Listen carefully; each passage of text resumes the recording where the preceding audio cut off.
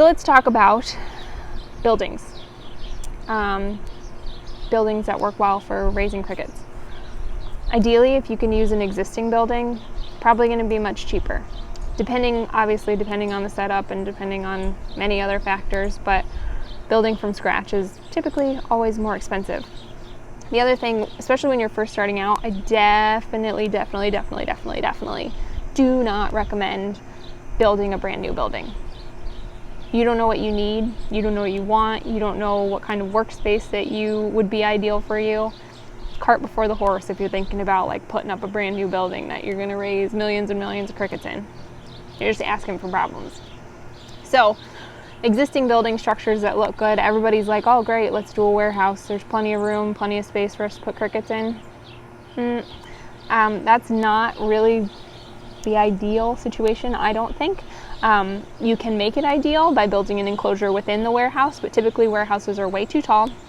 There's going to be a lot of insulation that's going to have to occur regardless of whether you live in a cold climate or a warm climate. Like, you do need to be able to control the climate, so insulation is going to be necessary. I shy away from things like greenhouses because humidity control is horrendous in there, as is temperature control, honestly. Honestly, like an old farrowing house, for anybody who's in the Midwest in pig country, an old farrowing house would be short. Farrowing houses are typically kept very warm, so they're built, generally speaking, to be well insulated, but a little spray foam will go a long ways on that.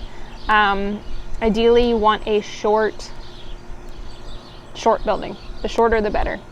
Easier to control your temperature variation from top to bottom. That can be quite drastic, even in 8 or 9 feet.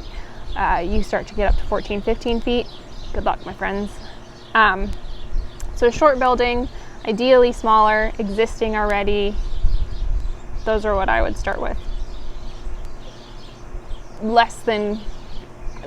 I wouldn't go a whole lot bigger than 500 square feet to start. And that may seem too small for some people, but again, we're just talking 6 months to a year in this. If you love it and you're starting to build your market out, great. Go for it. Build a 5,000 square foot building to your exact specs that you want.